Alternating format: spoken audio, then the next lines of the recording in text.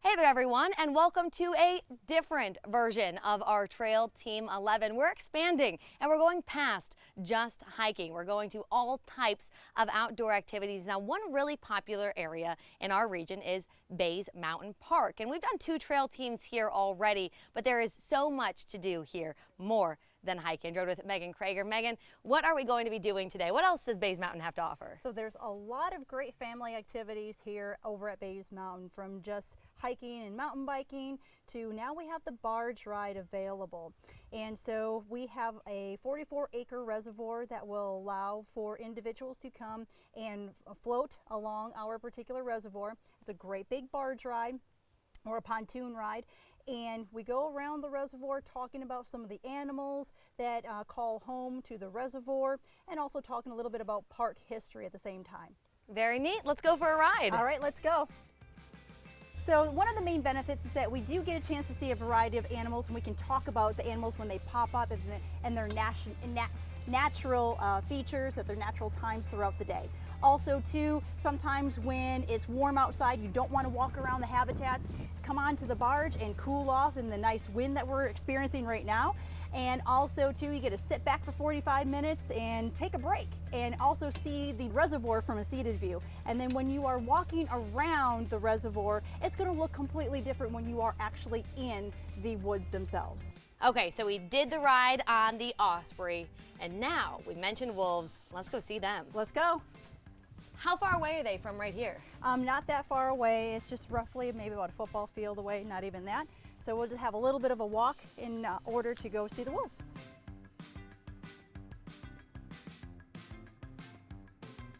So you teased me with wolves. Is that the cage that we're next to right now? Yes, this is our wolf habitat here, and we do have 8 wolves, 8 gray wolves here at Bays Mountain Park. And gray wolves are important to our area just because over 200 years ago, we actually had gray wolves living in our area. But we extirpated, meaning that we drove them out of our area, so you don't see native wolves around here much, except for in habitats like the one that's behind us. So what are some things that people need to know here about these wolves before they come and visit? If you come out around 11 o'clock, between 11 and 2 and 3 in the afternoon, it can be very hot.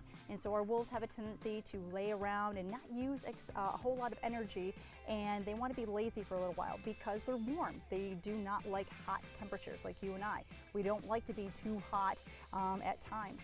And so during that particular time, if you come out, if you see the wolves lazy, that's the reason why. Also too, when you come up to the fence, please don't howl or whistle at the wolves. The wolves may pick their head up, look at you, and then they're going to put their heads right back down because they will just ignore you. After a period of time, if you're there for a long time, annoying the wolves, so to speak, then they're just going to get up and walk away. So when you do come up to the habitats, please make sure that you're not sitting there whistling or howling at them. Remember, we're not the first ones to whistle or howl at them. Right, this exactly. isn't new to them. Right, exactly, yes.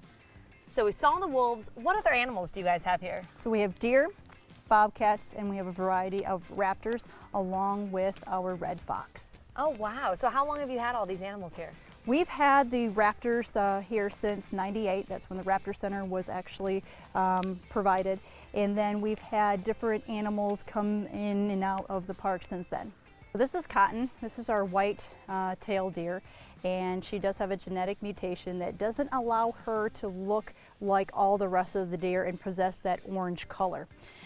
She's a little bit shorter than the rest of the deer as well, and she was brought in to us from the Tennessee Wildlife Resource Agency. Some humans thought that she was abandoned when they happened to find her when she was a fawn.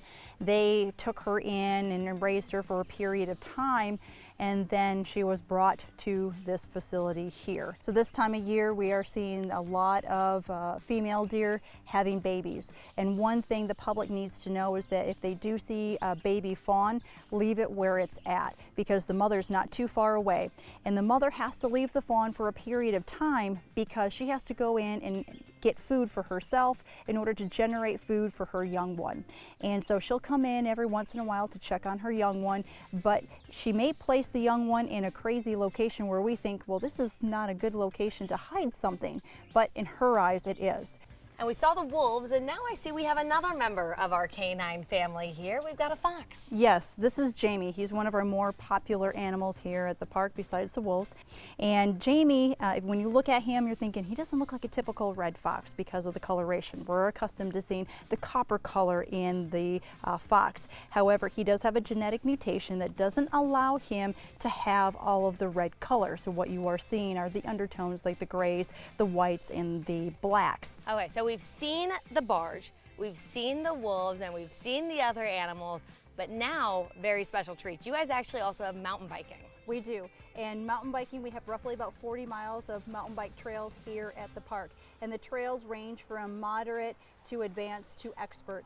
And you can pick up our mountain bike trail map that will give you the ratings of the trails to figure out which trails are going to be best for you. But we have 40 miles throughout our 3,600 acres here at the park. And a lot of them are a single track trail, but we do have some that are double track trail. Very neat. Okay, so normally if you were coming here just to mountain bike, you would drive straight up to that trailhead. But since we started here at the visitor center, we are actually going to be driving there now. Correct. Yes, we're going to go ahead and go to a special little place within the park itself, and it's called Chinquapin, and a lot of individuals like to utilize Chinquapin Trail. It has nice little curves in it and so forth. It's a moderate trail, but again, it has a little bit of a feel for the hills and also curves and so forth, so it's a lot of fun to ride. Super neat. Let's get there. All right, let's go.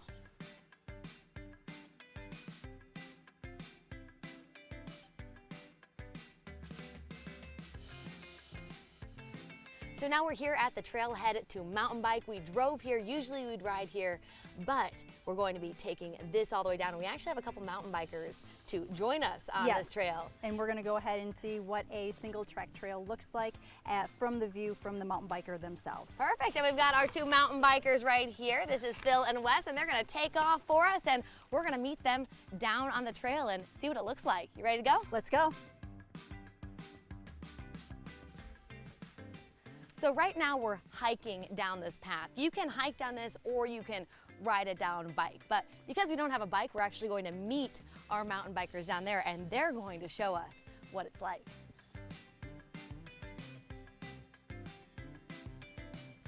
So hiking and mountain bike trail, and we've got two mountain bikers here with us, Phil and Wes, and you guys are going to show us a little bit of the Chinquapin Trail, is that right? That's right. Awesome. You guys can head on out. We're excited to see what it looks like.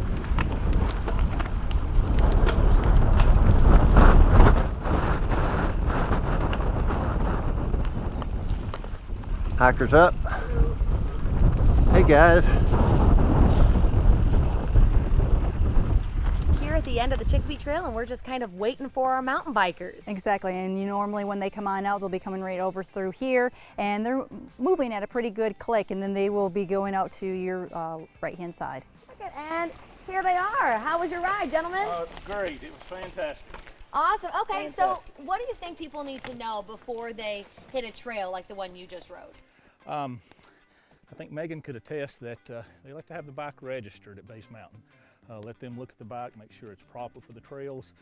They need to know what trails they can ride on, what trails they can't ride on, and to a certain extent know their limits. Don't get too far out that you can't get back to something. So, but it's a great place for beginners to advanced here. Okay, well you guys have a good rest of your ride. Thanks for joining us. All right, thanks a lot. We enjoyed it. See you later. Bye guys.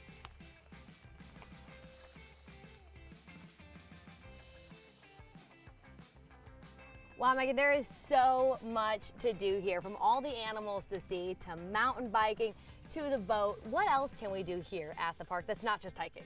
Well, you can come out and check out on the western end of the park. You can come out and check our waterfalls. Depending on the time of year will depend on how vibrant the waterfalls are. That is at the Laurel Run Park side of the park itself. We also have a planetarium, but unfortunately it is not available to the public. And we also have zip lining, and again, that's unavailable to the public at this particular time. So we do have literally something for everyone here at Base Mountain. Wow, it's so much fun. You can really spend a whole day here at the park. Megan, thank you so much for joining us here on this Trail Team 11. And thank you for joining us as well. You can find this full experience. Just head on over to our website, wjhl.com/trailteam11. Have a good time, guys.